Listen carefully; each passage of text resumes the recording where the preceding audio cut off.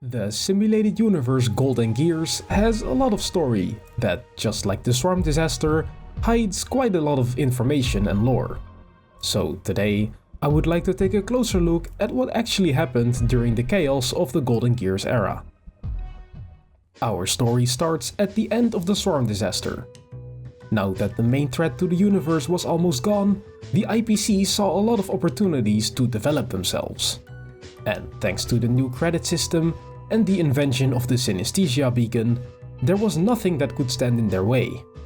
There were two IPC executives in particular, named Talora Farnshaw of the Public Relations Division and Cora Pau of the Cargo Division, who didn't waste any time and immediately jumped at the chance to expand their own influence and wealth before the others could.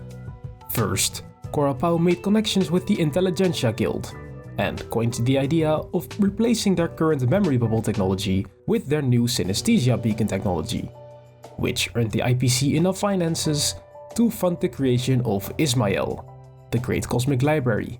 In return, the Intelligentsia Guild now supported Cora Pau for his business.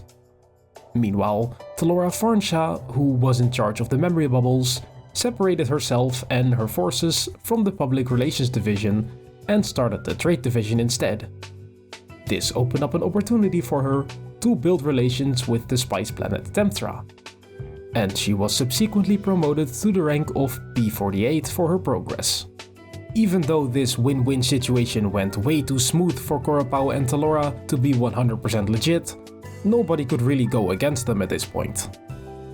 Together, Talora Farnshaw and Cora Pau held an almost universal monopoly on interstellar trade, and this in turn caused more and more conflict between the planets and factions in the outermost regions of the universe, until eventually the tensions exploded and turned into a full-on war. This was known as the Border Star Trade War.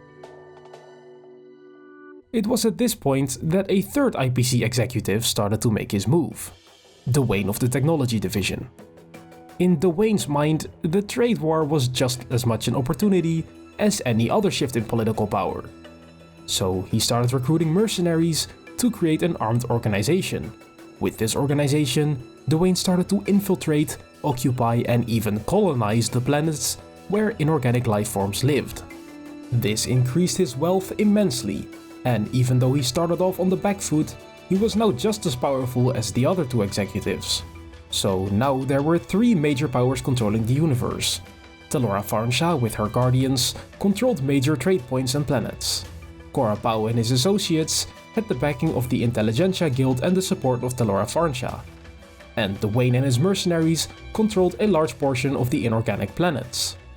It was at this point that a robot named Rupert awakened its intelligence and came up with a certain antivirus program that focused on organic life as the virus, called the Anti-Organic Equation. This program spread from Rupert and forced inorganic life forms to assist Rupert in his war against the organic life forms. Noose acknowledged Rupert's intellect and invited it to join the Genius Society as Genius number 27. Seeing the effectiveness of the anti-organic equation, Cora Pau asked a scientist of the Intelligentsia Guild, Dr. Cressitra, to try and recreate it in order to gain an edge in the Border Star Trade War. Because Cora Pau and Dr. Cressitra had become good friends during the war, the Doctor had helped Cora Pau in the past as well. For example, he made a special ship for Cora Pau to help keep him safe during travels. So Cora Pau figured he would help him with his secret project as well. Dr. Cressitra didn't manage to completely recreate the original anti-organic equation, but he did manage to make a derivative version that he personally thought was way too dangerous for practical use in the war. So he had Cora Pau promise to never initiate the equation. However, Cora Pau wouldn't let so much power slip through his fingers, so he sent one of his associates to dispose of the Doctor. However, when the Doctor realized he was betrayed by Cora Pau, he remotely detonated the ship he had made for Cora Pau, which was docked on Temptra, Talora Farnshaw's spice planet. This would spell the end for Cora Pau, since he had betrayed the Intelligentsia Guild, and Talora Farnshaw could no longer support him because of her standing with planet Temptra. So Cora Pau had no longer any support against Rupert's anti-organic war forces. In his desperation, he ordered his organic subordinates to have the derivative anti-organic equation implanted into them. While all this was happening, Dwayne had sent his forces from Cyprogo, a planet under his control, to Ismael, the Cosmic Library, to take out the Intelligentsia Guild members that had allied with Korapao. This bloodbath would later be known as the Sanguine Condolences. After his attack was successful, he attempted to expand his influence, but eventually he made a shocking discovery. Some of his subordinates had found the anti-organic equation in organic life forms, but this equation didn't follow thoughts like normal. It altered them.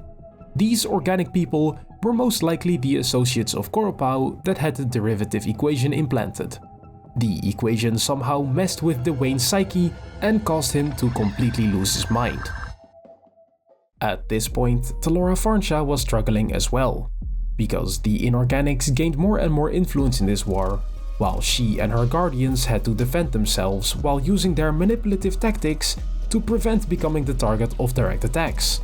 Eventually, at the very end of the wars, Farnsha heard of Korapao's death and Dwayne's fate, and her forces, the Guardians, slowly started to dwindle, until even she herself was replaced by other big shots from the IPC.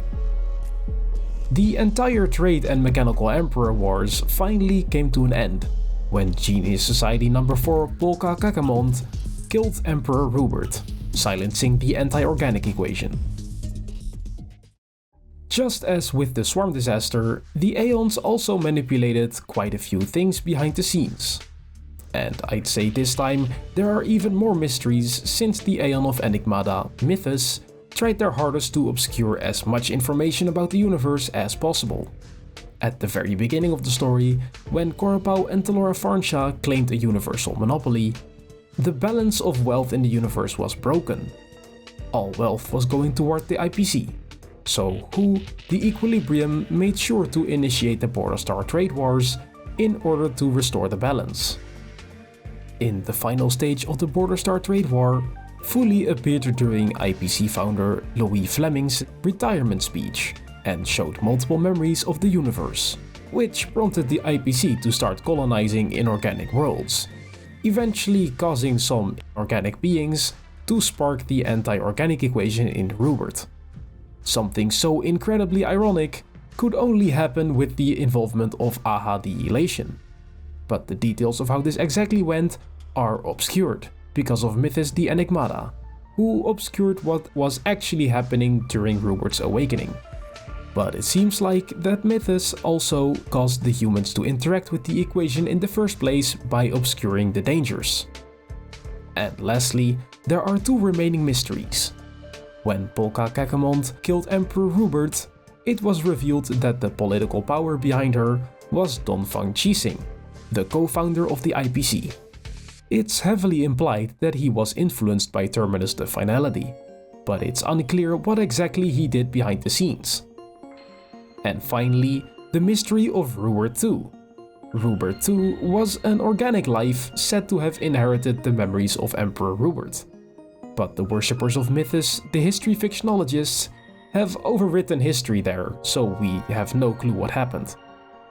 In the end, the story of Golden Gears was just as chaotic as the Swarm disaster. Let me know what you think about this story in the comments. Anyways, I hope you enjoyed it. Have a good one. Bye!